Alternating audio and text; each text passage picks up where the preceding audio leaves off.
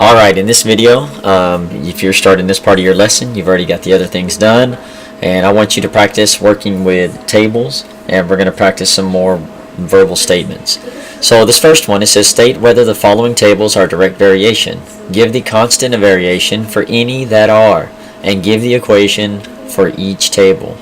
So you're going to be doing multiple things. You're going to say whether or not it's direct variation. You're going to give the constant of variation if it is proportional, if it is direct variation, and then you're going to give the equation for each table. So remember what we got to do here. In class, a lot of y'all remember this, and that when we're dealing with a table, our x and y, even if it's ordered pairs for that matter, the way we can tell if this is proportional is we need to create proportions of y over x for every ordered pair. So our first ordered pair is 10 and 1. So we have 10 over 1 equals, our next one is 9 over 4, so we have 9 over 4 equals, and then we have 8 over 7, and 8 over 7 equals. So now, if our answer for each one of these ratios is the same, then it is direct variation, it is proportional. And if it is proportional, we can then use that value that's given here to describe our slope, or our constant variation, and then we can plug that in for k and create our equation, which is y equals kx. So let's go ahead and calculate this. We have 10 over 1, that gives us 10. If we do the next one, we have 9 over 4. And if I do 9 over 4, put a decimal, it gives me 2.25. So we already ran into a problem here. There's no need to go any further when you get into a situation like this, because this value is not equal. Those are not equal. Because they're not equal, it's not proportional. So it says state whether the following are direct variation. And for number 1, we'll put no, because it is not.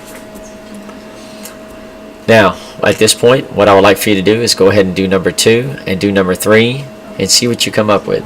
And keep in mind that if it is direct variation, you need to tell me the equation and you need to state the constant of variation. Alright, with this one, what we have is, it says solve each verbal statement. Number 4, we have y and x vary directly. If the constant of variation is 1/2, then what is the value of y when x is -6? Okay, this one, it's actually a little bit different than what we've been doing, because it's actually given us our constant of variation. What I would think the best thing to do is to go ahead and recognize that this is your constant of variation. We could also call it our unit rate, or we could even call it our slope, constant of variation. And what I would do is go ahead and plug that into our equation, y equals kx. So if it's y equals kx, and this is our slope, our constant of variation, that's going to represent our k. So our equation is y equals 1/2 x. Then it says, what is the value of y when x is -6? Well, now we just need to plug in for this x right here. So let's do that. I'm going to rewrite my equation here. Y equals 1/2. But instead of x, I'm actually going to plug in my value of x, which is -6. And now we just need to multiply that out. So for those of you using your calculator, right, we can just go ahead and put OK. We can say control divide 1 over 2.